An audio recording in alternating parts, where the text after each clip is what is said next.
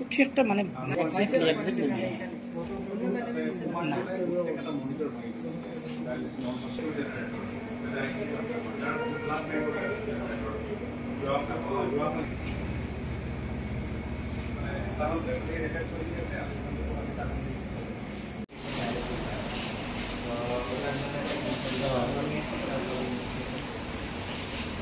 কালকে তো স্টাফ 10টা অবধি ছিল, তারপর কমিউনিকেশন করে বার হয়েছে বাইরে।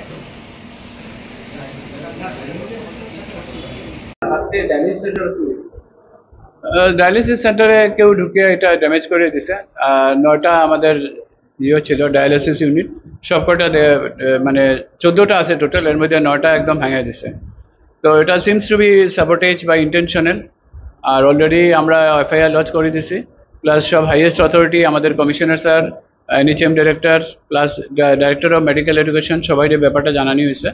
অ্যান্ড অ্যাকর্ডিংলি তারা দেখতে এখন ম্যাটারটা টেকেন আপ বাই পুলিশ। এটা তো বলতে পারবো না আমরা, but from the modus operandi মনে হয় কেউ সাবোটেজ করছে, ইন্টেনশনালি ওয়ান্ট টু মানে চাই যে শিলচর মেডিকেল কলেজে ডায়ালিসিস ইউনিটটা আপাতত বন্ধ থাকুক। এটা অলরেডি আমরা অ্যাপোলো সেন্টারে জানাই দিছি। Actually it is run by Apollo centre, তো they will take up the matter. যত তাড়াতাড়ি পারে তারা জিনিসগুলো ঠিকঠাক করার চেষ্টা করে। ডেইলি 30 মিনিমাম 30 to 40 পেশেন্ট হয়। ইয়েস, কারণ 14টা ইউনিট 3 শিফটে চলে আমাদের।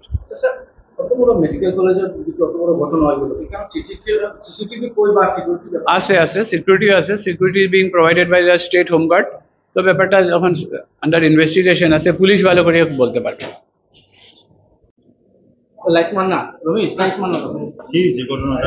আরো বলবো কি? আপনার নাম কি আর আপনি কেন কি আছে?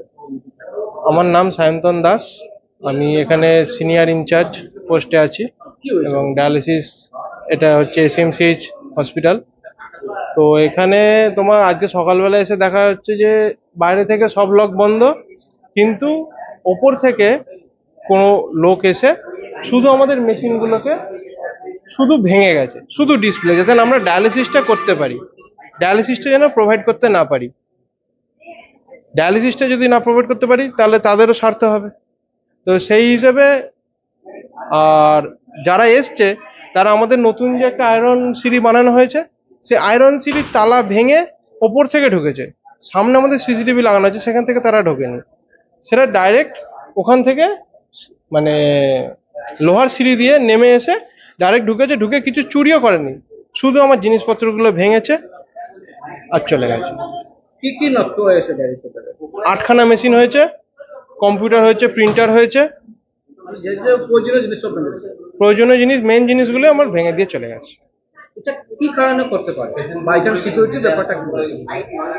সিকিউরিটি বলতে দেখুন, সিকিউরিটি তো সামনে ছিল, আর পেছন দিকে হোমগার্ড ছিল কি ছিল না সেটা তো আমি তো বলতে পারবো না।